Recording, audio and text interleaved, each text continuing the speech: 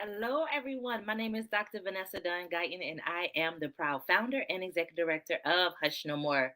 Hush No More supports survivors when they're ready to come forward to share their story, to get resources, or just to have somebody to talk to. We also provide training in our communities, what we call the hush topics: sexual assault, domestic violence, child sexual abuse, incest, all of those topics that families and friends and organizations and communities have a hard time discussing. So we talk about those topics here. And so either I'll have a survivor, an advocate, or a nonprofit organization in the studio with me. So tonight we're going to talk about, can you really forget your trauma, right? Can you forget sexual trauma? A lot of people question me and say, how can someone forget being sexually assaulted?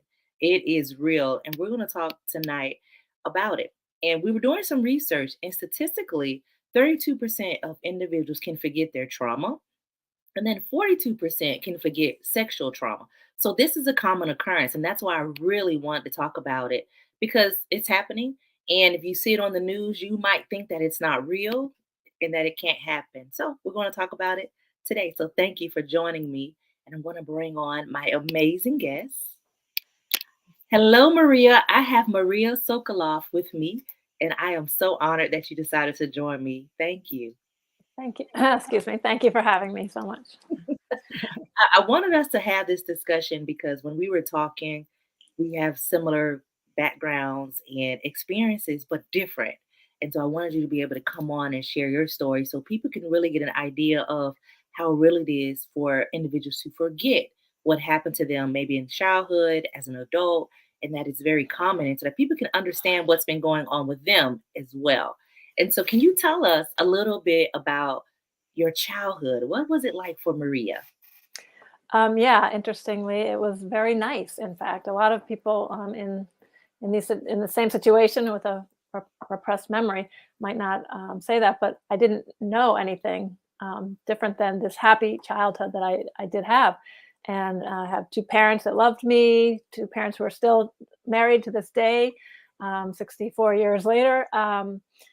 And I had two older brothers, and everything was great. I was a gymnast. I loved doing gymnastics. I competed all the way through college, college, went to graduate school. So, everything worked out really nicely for me as far as I knew. And yeah, it was a really charmed life I felt I had, and I did have, in fact.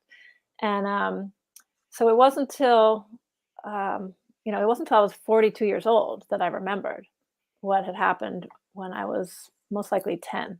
So, so even and I did well in school. I checked off all the boxes of what a good kid does, and I came to find out later that typical of some sexual abuse survivors. We all react in our own ways, and have our own paths. But sometimes we become the perfectionist or the good do gooder. um, and that was me. And I always, got along with everybody, pleased everybody, and that's my personality. And I don't know how much is driven from what happened, or that's just innately was in me, and maybe became a little stronger because of what had happened. But yeah, so I had no complaints. I got along with my parents, my brothers, everything seemed great. Um, so that's, I guess, my childhood, if you want Your to childhood. Yeah. So I categorize go to that. your website and I did see video of you being a gymnast. Uh-huh. You Yeah. were really good, like Yes. really, really good. Well, it's funny. I was almost hesitant to put when I found that video recently, and I was like, oh, I was looking at all my mistakes. I was like, oh, my toe wasn't pointed there, and this. I was like, oh, this is terrible. I'm thinking to myself, and a friend looked at it and said, no, that's really good. And when I did look at it with another set of eyes, I said, that was pretty good, because I'm thinking of Olympics, and I always knew I was never that good. So I just had put myself in a lower place, thinking, well, I was only at this level. I was only Division 3 in college, so I wasn't that good. But yeah, I even watched it again and thought, you know what, I could do a lot of stuff that I can't do now. So Yeah, I could barely do a cartwheel.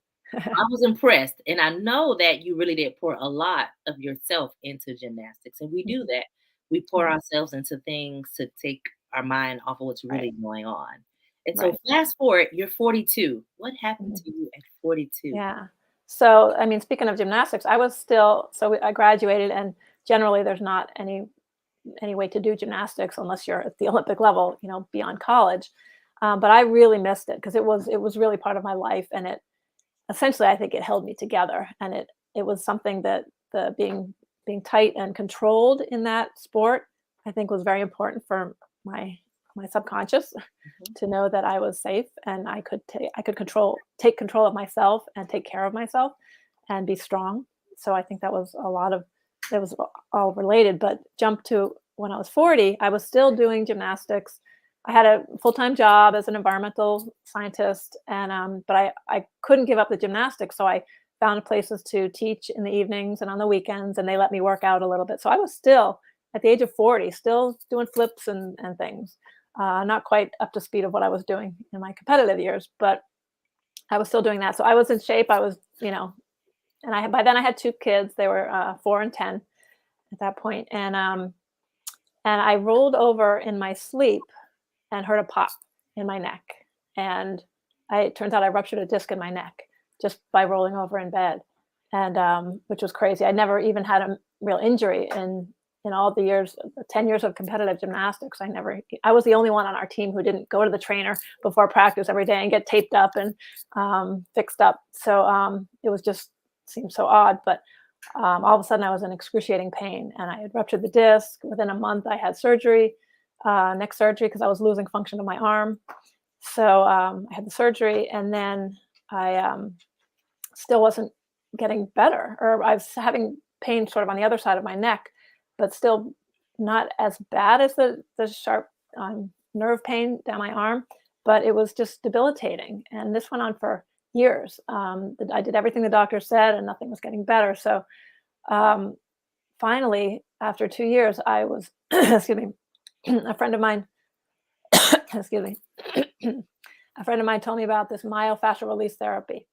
And so I tried this, and that's when I started to get better. My neck pain started to come down, and it turned out because what started to come out was that there were a lot of emotions held up in the tension in my body that was perpetuating this pain. Now, none of the doctors really realized that, and it was reading about the mind body connection and reading a lot of things that I started to learn this. And then this method of myofascial release really works. It's like massage, but they kind of put light pressure on your muscles and the fascia, which surrounds the muscles, and just help it kind of get more fluid and more takes out restrictions when our bodies are stressed and there's trauma, whether it's even from the surgery. Say the scar is, the tissue gets all kind of bunched up together, kind of like saran wrap is stuck to itself. So they help you release that. But as they were doing that, I was getting emotional and having thoughts about fears that I had, like the surgery, how afraid I was of surgery, and how sad I was of 2 years of pain, of being in pain and missing all this stuff, doing stuff with my kids. And one thing after another, I went to this 2-week intensive of this therapy after 4 months of doing it locally with a therapist. But so I was in this intensive and doing 3 sessions a day, and day after day, kind of your body starts to get out of the patterns it's sort of stuck in. So it was the last day of the 2 weeks, and it was an outpatient clinic. So I was staying somewhere else. But when I woke up the morning of the last day, well, let me jump back. The previous day, the second to last day, I had a memory of being stuck in an undertow when I was, I think, 5 years old. And I remember that. I remember having my hair in my front of my face and spinning in the wave and thinking I couldn't breathe. I remember thinking I couldn't breathe. So that started to make me think, wow, that makes sense now. Maybe why I was so scared of the surgery, and I was panicked in the hospital after the surgery when my throat was so swollen. I'd start to fall asleep and my breathing would get cut off, and I was in a panic. And I'm calling for the nurses, calling the nurse button, and I could hear them walk by my room, and they didn't come, and I was freaking out, and I can't breathe. I'm going to die. So now it started to make sense. Wow, maybe I had some of that trauma from that incident at the beach. So that was the second to last day, and I thought, wow, as I was having these um, remembrances, my pain was starting to come down. So it was like I was releasing a lot of the the fears and the other emotions that I had sort of stuck in my body for all this time. so then, I guess back to the last morning, I woke up to a dream that I had, and that's when I remembered. My dream was not exactly what had happened as a child, but I was actually an adult, and the other people in the dream were adults too. But what occurred in the dream sparked my memory of what happened to me when I was 10. When I remember being 10, and it was the clearest memory I've ever had in my life. It was the strangest thing because for 40 now I was 42 at this point. For 42 years, I had no idea, but when I remembered, it was so clear, and I felt like I had known every day of my life, but I knew I didn't. Consciously, I did not know. So it was such a bizarre thing. I'm thinking, am I crazy? All right, I know I'm not crazy. I've lived this life. I've, made it through graduate school. I did all these things. I can't be crazy, but how could this be? So start questioning yourself and really wondering how could it be? But at this deep visceral level that it's true because you just know. Where would that come from? It wasn't like a dream, like a strange dream. I've had strange dreams before, but this was just a true knowing, and it was again so clear. I felt like it had been boxed up in a little package, stuck somewhere in my brain, and my brain held on to it till I was ready to handle it. Is the best I can explain it because at the time, so what happened? It was my brother molested me, and I was this. So get into the story a little, but my what we found later is a letter that I had written to my parents that they found in the attic. They just happened to. This was about a year after I remembered. They happened to be cleaning out their attic, and they found some letters I had written to them, notes that I had typed. And one I typed to my mother, just a horrible note saying how much I hated her and how horrible she was. And this was so shocking to me as a 42-year-old because I love my mother and she's a great mother. I mean, she's the best you can imagine. And I couldn't imagine why I would have written this. And in the corner of the note, my dad had actually written a little note for the date and why I was so mad. And obviously, they must have saved this because it was probably out of character. I'm sure. I know it was out of character for me because I was a sweet thing. But he wrote that. What did he say? When when mother wouldn't sleep with daughter, and he wrote September 2nd, to 1975. So just putting it together, because I also think, for what it's worth, I mean, I also know that I ruptured the disc in my neck on September 1st, 2005, and I honestly believe because it was a one-time event for me with my brother. So I really think it was the September 2nd date that he had on that note. I think it was the day after it happened, and I truly believe sometimes our minds know anniversaries. And I ruptured that disc 30 days, potentially to the day. 30 years 30 to the years. day. Yeah. 30 years to the day.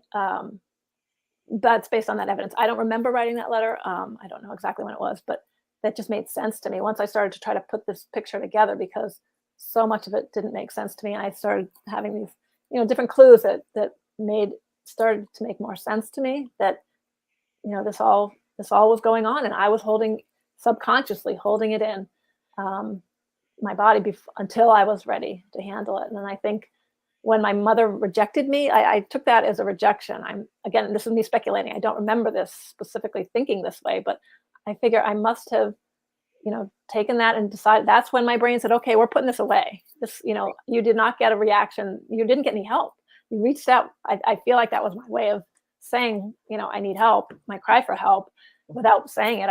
If I was 10, maybe I didn't have the words. Maybe I didn't know what to say or what to do. But then, so I've even seen in the research that one of the called risk factors for repressing a memory is if the mother specifically, but if anybody doesn't believe them, but even more so if the mother doesn't believe the victim, that it's often another reason why you might tend to repress your memory instead. There's other reasons too, but yeah. Part of your getting all of this together, your story together, getting all the memories together, did you talk to your brother or did you talk to your parents and tell them what had happened and what you did remember?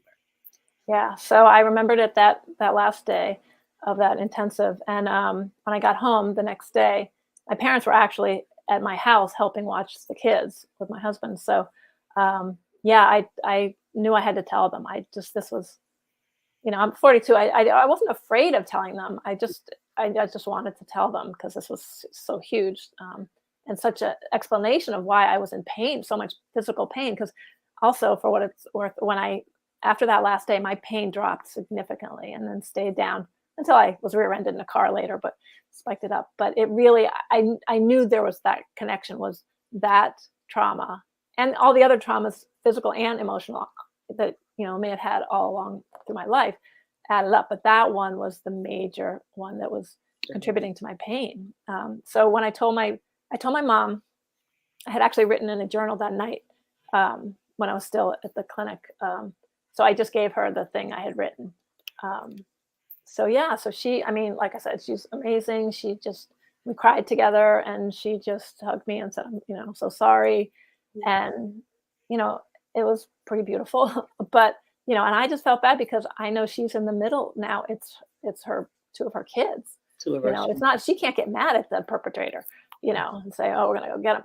And at this point, it was so much after the fact. But yeah, so it's a tricky thing, in families like that. So but yeah, she was great. And then I told my husband, he was great. And then my brother, I emailed a few days later, You and know, I emailed him, and I said, "Do you remember this?" And he wrote back and said, "Yes." And he said, "I cannot deny I am responsible for all that you have suffered."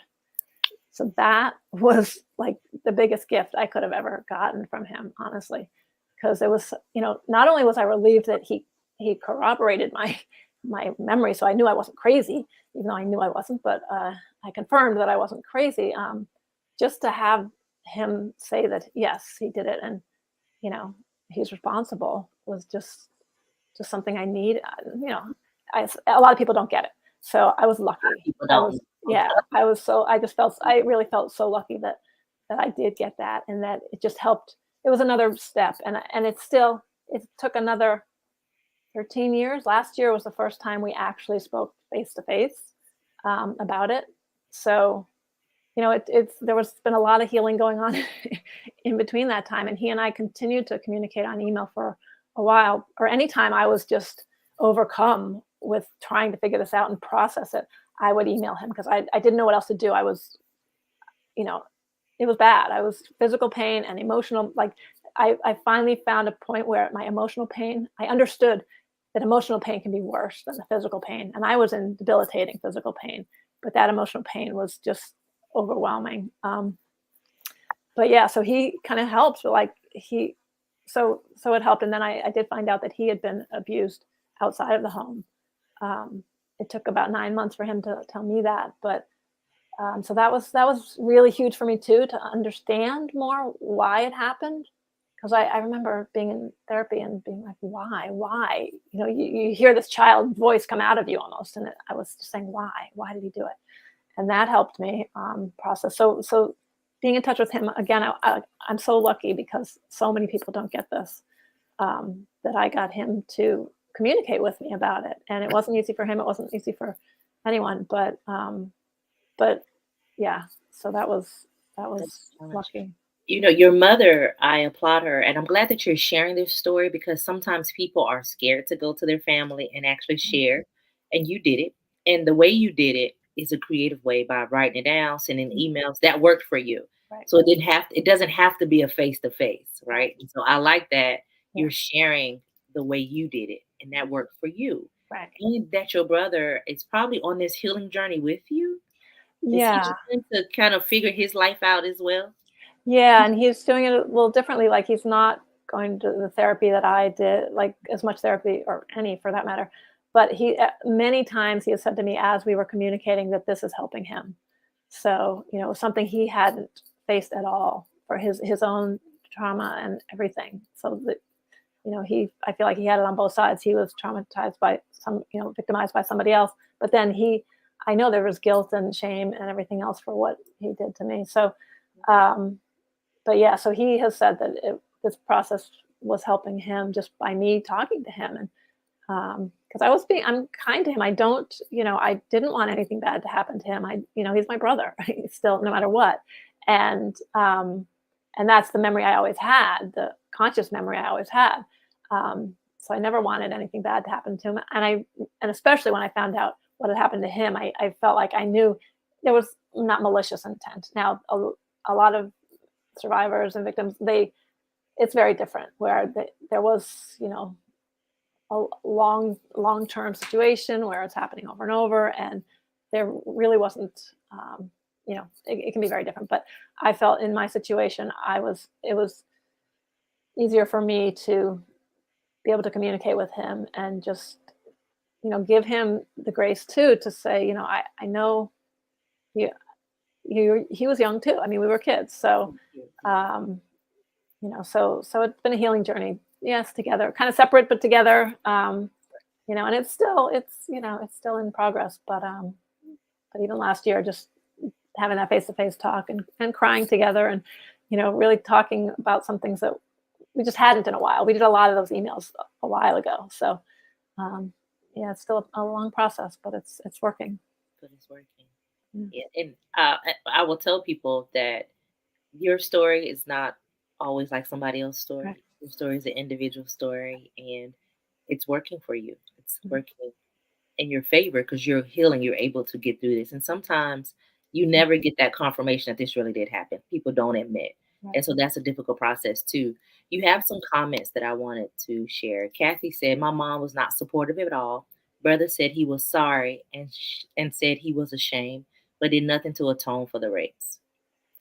Cathy, thank Mhm. you for sharing and deciding to share on this platform. And it's really hard, and hopefully you're still on a healing journey. Do you have anything to say to Cathy Maria? Yeah, I mean, it's just so hard. It really is. And uh, I've heard a lot of people say you can't rely on what they say or do. We have to kind of move forward no matter what. Because I didn't know if even there was a point where people were saying you should go meet him face to face, go where he is, and I just couldn't.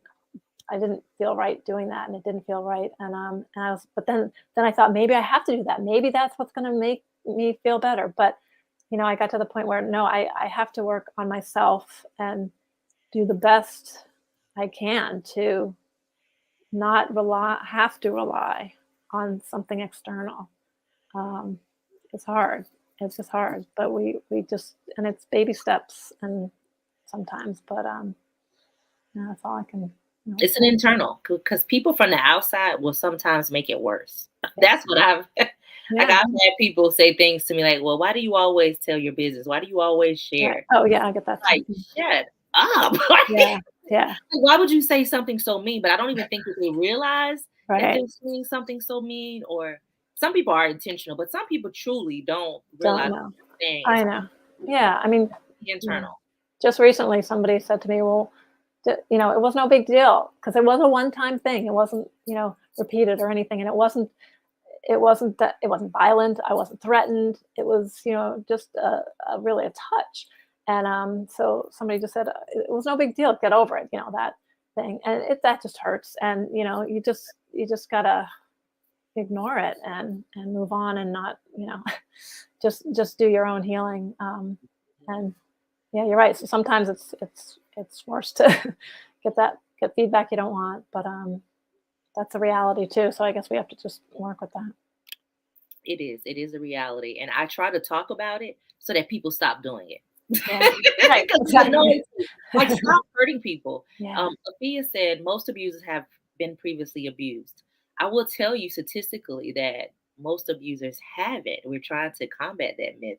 A lot of abusers have, but people will use that as an excuse, right? That's what I don't like. People will say, well, they were abused as a child, and that's why they did it. Not everybody. Some people just want power and control and will do it and Mhm. have not been abused. So it just depends, right? Yeah.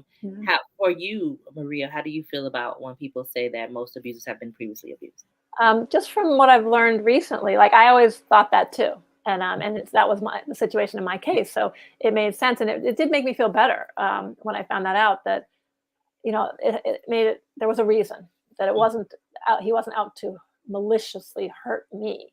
I felt like it was his trauma was being transferred, but now I've and even I've done a lot more research or read a little bit more about sibling sexual abuse and sibling sexual trauma, and it's not the predominant. I thought it would be, but like you said, some people are just it's a power thing. Pornography now these days is up there and one of the top Yeah. reasons. So there's different reasons, and but for me it felt kind of good to know that that was something behind it. Afia said, same here, speaking from Mhm. previous experiences. So thank you, Afia, for even sharing that. And that we do see that that is a very common experience for so many. And I applaud you for even pushing through and for sharing that with us today. And you just never know, right? You just never know what Mhm. people go through. And that's why I'm so big on talking to our kids and Mhm. our parents. You know, the parents need to know, and sibling abuse is real. Like this happens, and cousins and family. G Honey said he probably was glad that you called him to ease his mind. Maybe Yeah, it's I think ultimately, yes. At first, it was a shock, and he said he was gonna go to his grave with it, like, with his abuse, so I think it all brought that up for him, but I think it finally did. It did ease his mind, and it helped him start to heal, um, on his own as well, yeah. we got our own healing journeys. Angela said the best choice you can make is one that improve your inner structure mentally, emotionally, and physically. Mhm. Indeed, indeed. And it's not somebody from the outside. Right, It's the inner work that we have to do. So right. thank you for that. Right. Mhm. Were there some clues, right? Were there some past clues that maybe this was going on for you? Because I think that's helpful for parents to hear from you. And maybe somebody that's been abused as well as a child. Yeah. Yeah, and I think again, like you said, everyone's different, and everyone's situation is different. And mine wasn't long-term abuse or anything like that. So I think it would be really hard to have. I've thought about this a lot, like how could somebody have seen this? And before I was 42 and figured it out myself. Um, but that me asking my mom to sleep with her. Um, it's that was out of the ordinary. My mother's a psychologist. She even worked with families of incest. So, she didn't she when I told her, she just kept saying, "I never saw any clues," and she knew to look for them. So, it is hard. So I know there's a lot of other cases where it's, um, change in behavior and grades go down and all this stuff. That didn't happen for me. I was always a good kid. I mean, you don't wanna say every good kid, you're gonna say, "Oh, are you being abused?" Um, but you just look out for, yeah, I don't know. I don't even know in my case, but the clues that now in retrospect I look back at are more after I was a little older, and there were things that when I was working, and I don't know if this is answering your question, but just somebody at my work was coming on to me basically, and it was somebody up here who I considered someone like a brother. I really thought of him like a brother, and I sort of just freaked out. And at the time, I didn't know why I was so angry at this person and really like yelling at this person, and it was not my character. And I thought this is so odd. And now, once I remembered, that was I was in my 20s probably, but now I can see that was out of character. So if there's something that seems out of character, there's for me now I can look back and say, wow, okay, that makes sense now. Why I reacted that way. Even things like, oh, I didn't tell my mother I got my period. I couldn't tell her. I don't know. Like I remember trying month after month to tell her, but it's like something was keeping me from doing it, and it was bizarre. I remember thinking at the time, like, "This is weird. Why can't I tell her?" And I just kept thinking, "Oh, it's no big deal. It's no big deal." I kept saying to myself, which funny, that's what I would say when I remembered about the abuse, or the being molested, that it's no big deal. It's no big deal. It's no big deal is what kept running through my head. So, just odd things like that, because the psychologist thought that was interesting that I didn't tell her Yeah, about my yeah, period. yeah. So there was that. There was there were a few others that again were more after the fact. Even just like again, there's such minor things. I don't know that this would be any helpful clues, but we were get, my husband got somebody to come landscape our yard, and they put like this curb.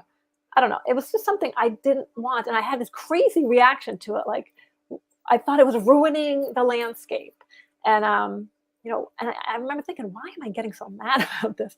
But just I guess over sort of overreactions to things in general, maybe is just something to kind of be aware of and think that why. And when kids, I mean, just in general, when kids act out, we're always trying to just calm them down or give them some And your medication or behavior was something. good. But Yeah. yeah, but Parents need think to know about that.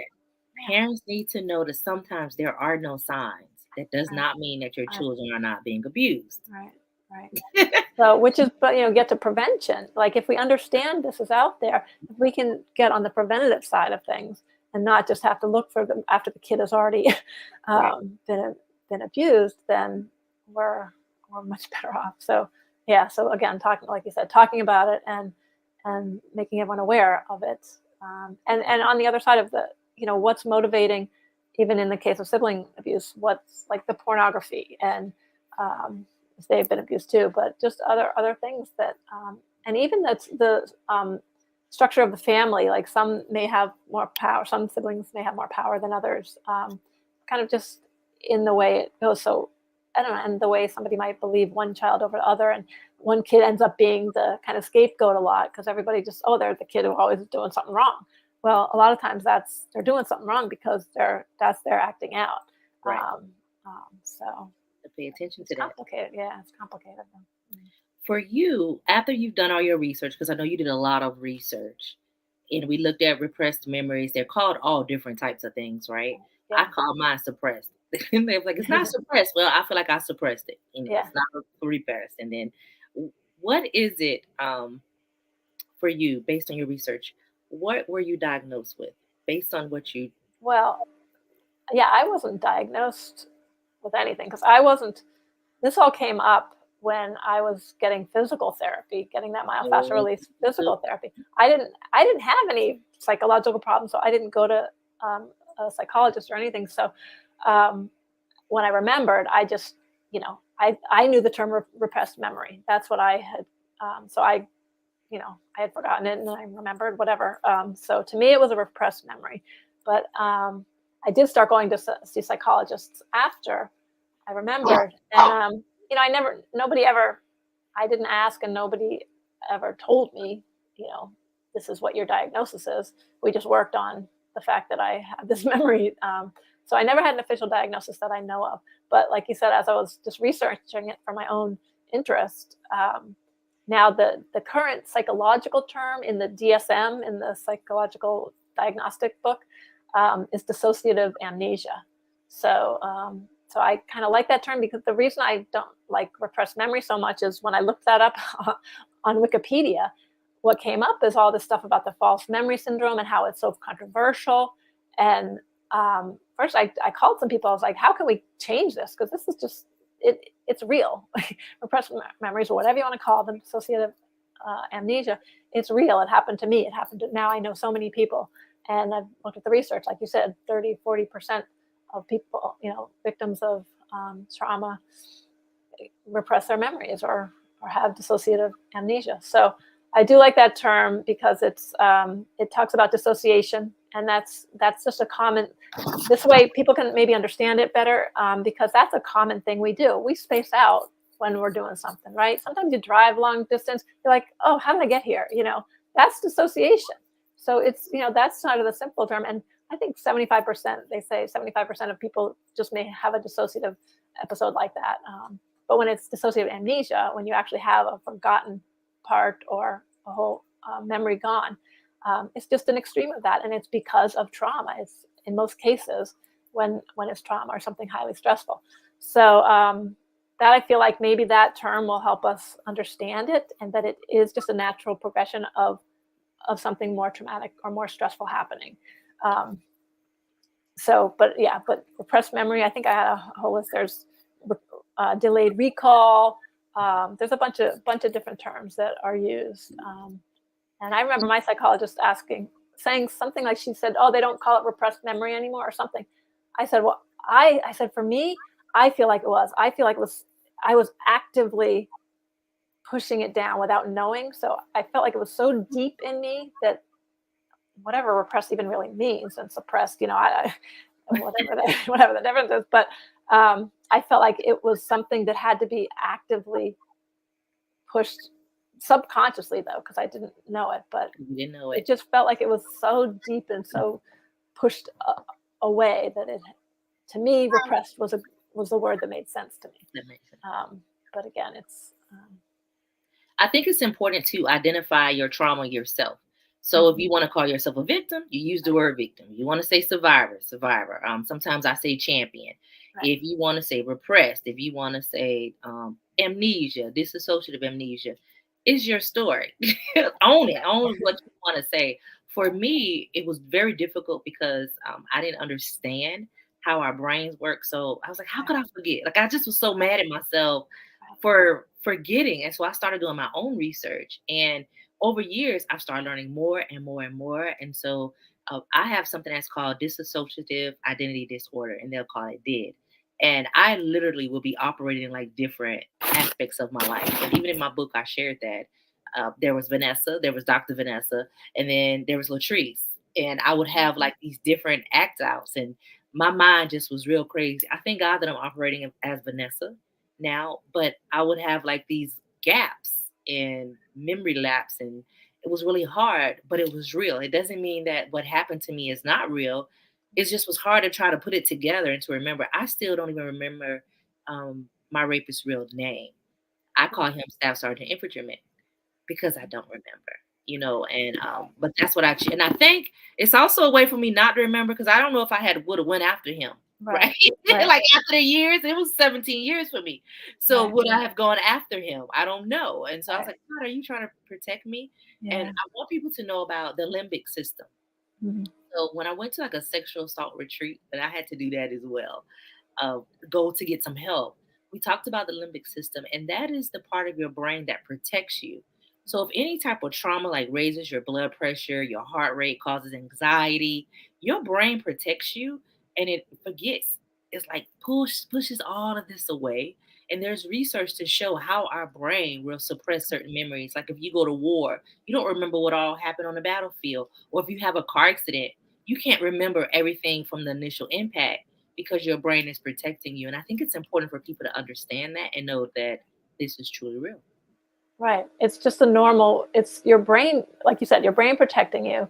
It's a defense mechanism, and it's normal. I mean, it doesn't happen to everybody, but it's a process that our bodies have learned over, evolved to be able to do to protect us. If there's something so scary and so life threatening, even if it's in our minds life threatening, we have to shut that down so we can survive, continue to survive. And again, once we're ready, because it's always in there, it's always in there. And once we're ready, we can then address it. And when we're Address. strong enough, I Yep. think, like you said, I think your memory is held aside for a reason. For a reason. Yeah, I don't even stress about it anymore. Yeah. I just keep it moving. But it used to frustrate me that I couldn't get everything. And so then I was like, well, Right. maybe you don't need to know, Vanessa. Maybe Right. I just needed to know to understand what was going on with me because I was a real bad alcoholic. And Right. so my trauma showed up in my life. And Right. I didn't know why, or I didn't know why I was depressed, right? I was like, I'm just depressed, and I don't know why. I was Right. suicidal. I didn't know why. So I Right. think my memories came back to help me understand what I was going through, and actually be able to help other people. Right.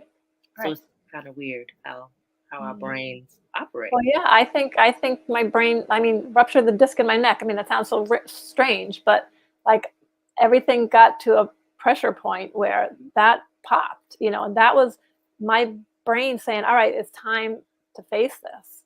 And it still took 2 years. It took physical pain for me to stop and change my life, and then then I was ready for that memory. I think once I, kind of stopped everything and made myself focus on this.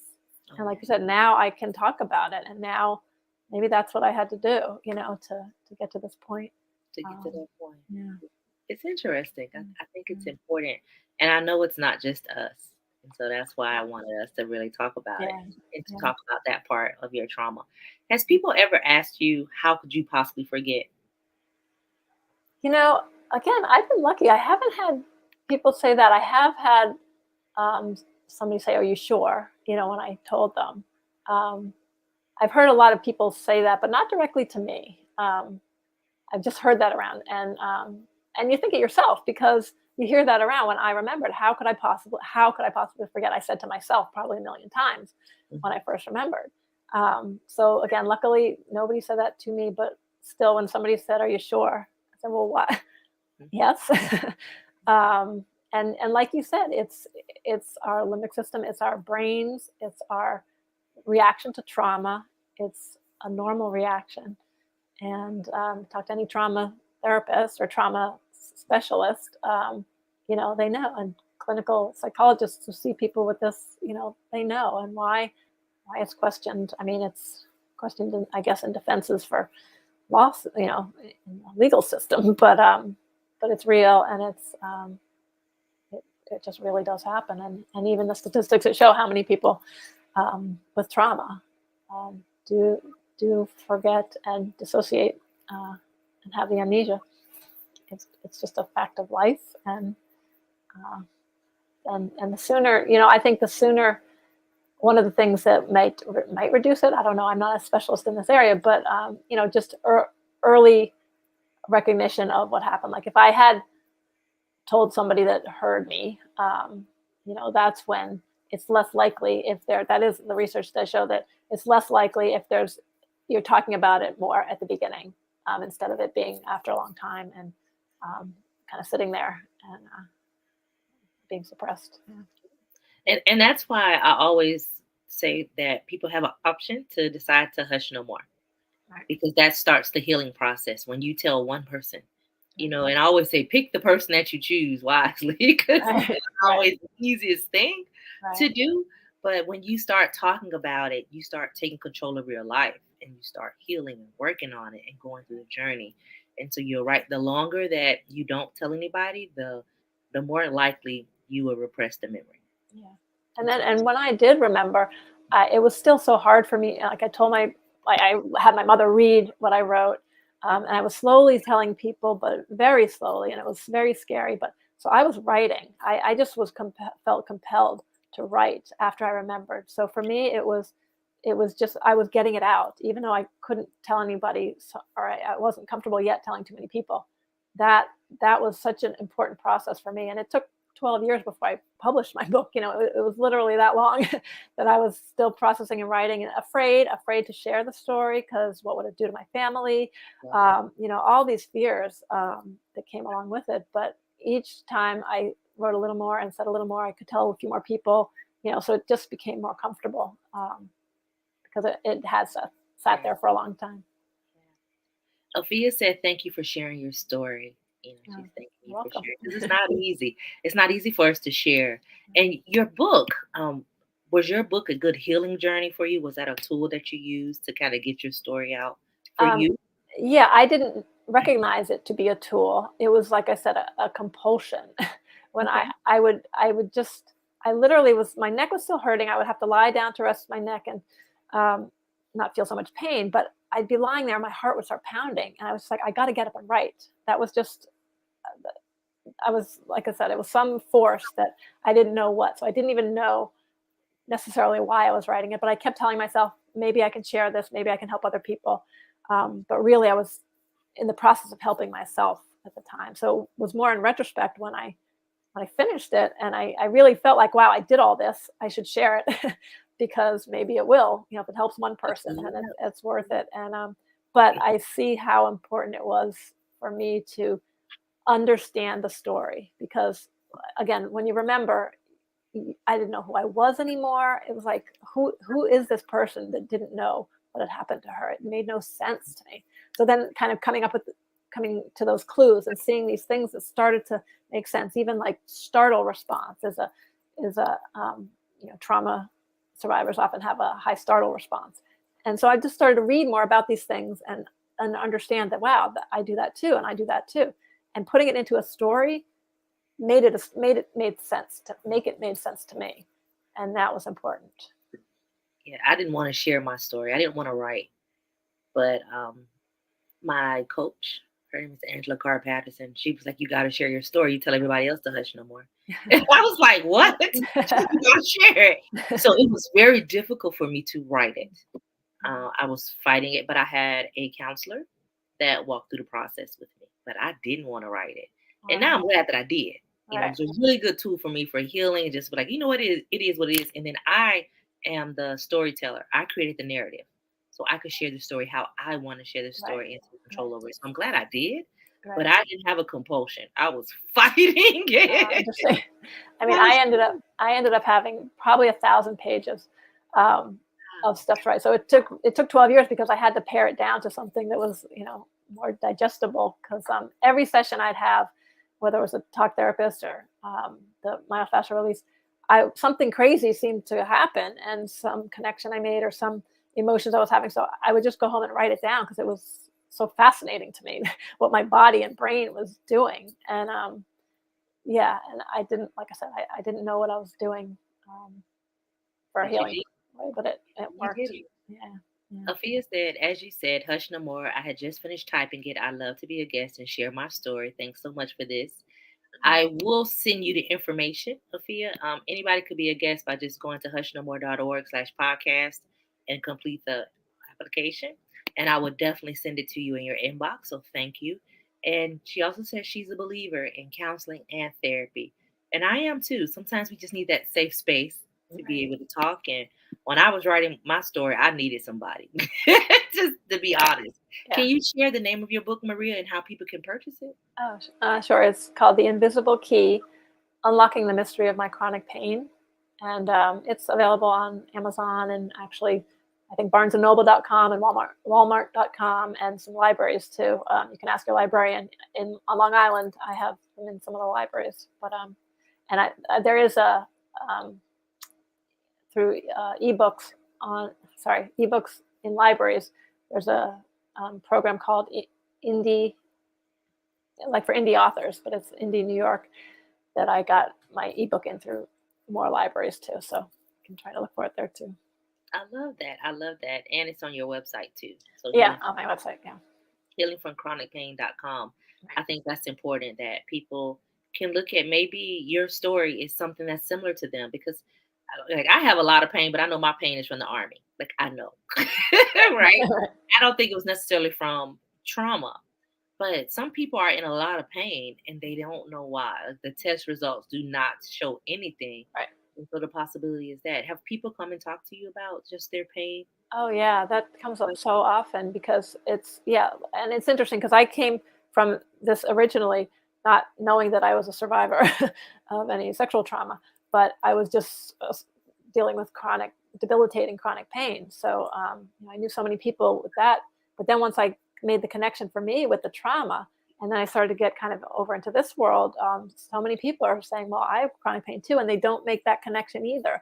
And like you said, when a doctor or a healthcare provider tells them there's, no known cause and no known cure, that's when I say, well, look to other things, emotional burdens and trauma, because for me, that's what lifted my pain dramatically. I mean, I still deal with it, but it's so much reduced than it was that I can function now when I couldn't before. But yeah, I'm thankful for you, definitely, because it's not easy. It's not easy to come on a podcast and share your story, but it's not easy to write the book, to share with your family. So you are definitely a champion and have overcame a lot. And I honor you in this moment for just being able to show people that it's possible to hush no more and heal. And it's a healing journey.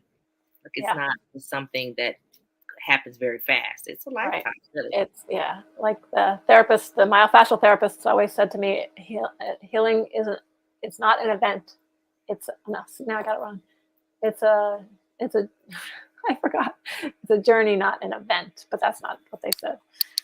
Sorry, I'll Something think of it similar. later. But Okay. the point is what you said. Yeah, and this did take me years to get to where I am. So and a lot of therapy, and even at the time, I didn't even think that talk therapy was as effective as the myofascial work for me, because my body, I was so shut down that things had to come up through my body Right. without me having to think about it. But now in retrospect, I know how important the talk therapy was as well, because I was doing both, and so many things came to my understanding through that, through the talk therapy, that helped me kind of put the pieces together and make sense of my whole story. So all of it has helped me. And unfortunately, some people can't. Well, you said you offered, so that's great, because it's hard to find sometimes for people. But there's a lot of other things to do, you know, Mhm. to take care of ourselves, sort of self-care stuff, and even like the writing or the whatever, exercising, moving around a little bit. Just there's a lot of things that we can do to take care of ourselves that will help, um, even with the pain and the trauma healing. And it's possible. Before we close out, is there anything else that you want to share or say before we leave? Um, I guess when it comes to recovered memories, repressed memories, whatever we want to call them, dissociative amnesia, just believe us. And, you know, why would we make it up, right? So why, if we've already gone through a trauma and it was severe enough to make us forget, to have our brains be kind enough to us to put it away, and if we're going to divulge that and share that, be kind and supportive, and yeah, just believe us. I love that. I always say that this journey is not easy to tell somebody. It's very embarrassing. You have to go through the shame, and your family don't believe you. People mistreat you, talk about you. It's not something that you would just lie about. Right, And so right, now, do right, people? And I always bring it up. Do people tell stories? Yes, they do. Between 1 to 3%, and normally they have a reason why, right? And so I talk about that. But most people are not lying. Your children, I'd rather believe my child and do an investigation than not. right, So believe your children, and then let the abuser prove that it didn't happen. Don't make right, your children believe that it prove that it did. I right. think it's very important. The Yeah, abuser should be the one that has to defend themselves, and not our children, or not the survivor. And I think that our society has that backwards hmm, in a way. I agree. And I so agree. Yeah, believe. And it's yeah, not easy. And it doesn't matter how many years have passed by. right, right. Doesn't matter. Yours was 30. That is a long 32, time. 32 years. 30, yeah, that's Yeah, a long time. yeah, yeah, To have a repressed memory, or to have disassociative amnesia. It's a long time. And yeah, it doesn't mean that it didn't happen. right, And thankfully you have your brother to collaborate that with you. right, That is important. right. So Yeah, yeah. In fact, there's, I think, one of the things I read that about the same amount of people who had a repressed memory or not have corroboration. So it's not any different. So it's, in both cases, it's, mhm, you know, I like that. people do, it happens. How can people get in contact with you? I'm on all the social media, I guess most of social media, Facebook and Twitter, whatever, Instagram, everything but TikTok. I haven't ventured into TikTok. I'm old, so. And my website is healingfromchronicpain.com, and there's more information about the connection between trauma and pain, and just my journey, and what myofascial pain is, because that's what I ended up having, being diagnosed with that, and that's common. Just it's a tightening of the muscles and making knots in your muscles that can because of stress, chronic stress like this. But yeah, so the website and social media, I guess. Would you like for people to email you if they have any Yeah, questions? email is fine. I've got the healing from chronic pain at gmail.com. And on my website, there's a contact page where you can, I'll get emails through that way too, if you want to do it through the website. Thank you. I think people have questions sometimes, especially when they have unexplainable pain, or just to Yeah, have somebody else to talk to, yeah, just to share it. So I thank you for that, and just being available. And feel free to go in on the page and make any comments that you want. Share your website, or, just what all you would like for people to know. And I think that's important for us to do that. So thank you. yeah. Thank Oh, you. thank you. All right, so you have heard from the amazing, amazing Maria Socolof. She is just phenomenal, and I'm so proud of her from sharing her story. And I heard her story in the Sexual Assault Advocacy Network group. And I was like, wow, I got to get her on the Mhm. podcast. So I'm glad that she's part of it. And she's also going to be part of the Hush No More poetry book that will be released this month for Sexual Assault Awareness Month. So I'm excited about that. And I look forward to even spotlighting her as part of the Hush No More community because it's important. All right, so this month is Sexual Assault Awareness Month, and we have a lot of events. We had an amazing CWP class last week because it's important that you protect yourself no matter what. If you want to use a weapon, if you want to learn self defense, if you, whatever it is that you want to use, we believe that you should be able to protect yourself legally and know how. So we did that last week. This Saturday, 9 April, we are going to have a 5K. We are going to be running to decide to hush no more against sexual abuse, no matter if it's a child or an adult. And then on Sunday, 10 April, we are going to do our Hush No More documentary screening, where we're going to share the stories of survivors and their healing journey and then have a discussion afterwards. You are welcome to join us.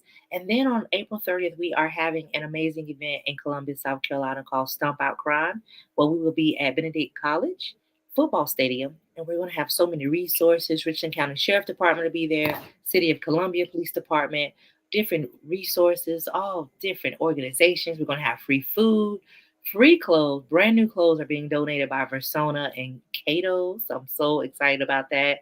And it's just going to be a great community event. And the first 1,000 people will get a free personal safety alarm at that event as well. So come on out, bring your friends, get some free food. COVID testing will be available. It's going to be a really fun day, and we'll have music and just fun. So come out. All of our events, you can find them on Facebook on the events. You can find them on hushnomore.org and register. And come on out and just show some love and kindness. And so we can show some love and kindness to you because I believe that love and kindness is how we prevent crime, right? When you love on somebody.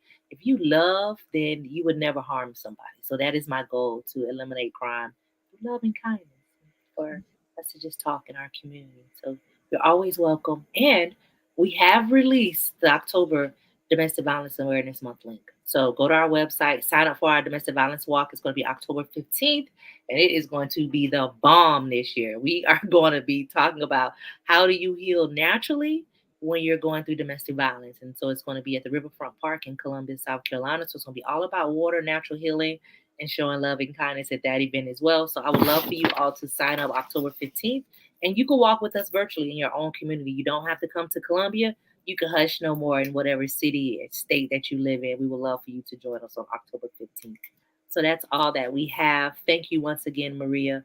Know that I am definitely honored to be associated with somebody else that is weird, that has a repressed memories, amnesia, all kinds of. It makes you feel good as somebody else going through some stuff kind of similar to you, that you're not alone. So Yep, for sure. it's weird to say that, but it's comforting when I Yeah, can hear somebody else's story, like, oh, she forgot too, or he forgot also. yeah, So we're not yeah. alone. No. People can reach out at any time to hushnomore.org, social media, or even to call us at 1-888-285-2161. Peace and blessings to you all. Thank you so very much.